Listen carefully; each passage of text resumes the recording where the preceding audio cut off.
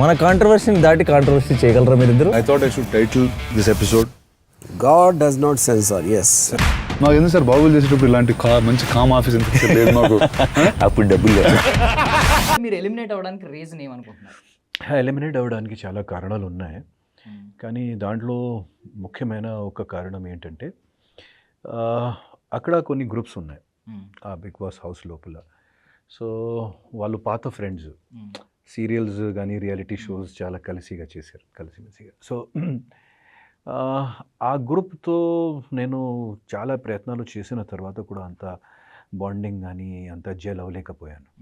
So అది ఒక కారణం. సో ఆ గ్రూప్లో ఉన్న 5-6 పర్సన్స్ ప్రతి వారం ఒక బయట వాళ్ళకి చెప్పొచ్చు, వాళ్ళ గ్రూప్ నుంచి బయట వాళ్ళకి ప్రతి వారం ఈ వారం మనం వాళ్ళిద్దరికి టార్గెట్ చేస్తాను, ఈ వారం మనం. సో అట్లాంటివి కూడా కొంచెం జరిగింది, అది ఒక కారణం. అండ్ ఇంకొక కారణం ఏంటంటే నాకు ఒక డిఫరెంట్ పర్సనాలిటీ ఉంది.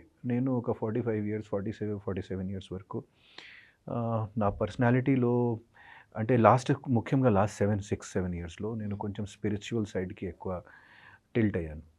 సో ఆ స్పిరిచువల్ సైడ్కి టిల్ట్ ఉన్నప్పుడు కొంచెం సెల్ఫ్లెస్నెస్ గురించి కానీ ఏదో ఆలోచన. సో అది నాకు ఆ బిగ్ బాస్ హౌస్లో ఒక డ్రాబ్యాక్ అయింది.